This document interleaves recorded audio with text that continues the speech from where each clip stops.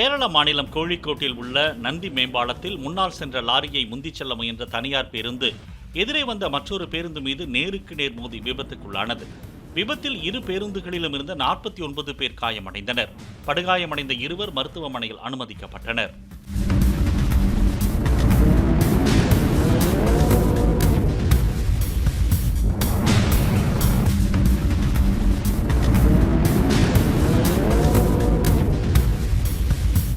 Play store மற்றும் app ஸ்டோரில் இருந்து பாலிமர் செயலியை QR கோடு மூலம் பதிவிறக்கம் செய்யுங்கள்.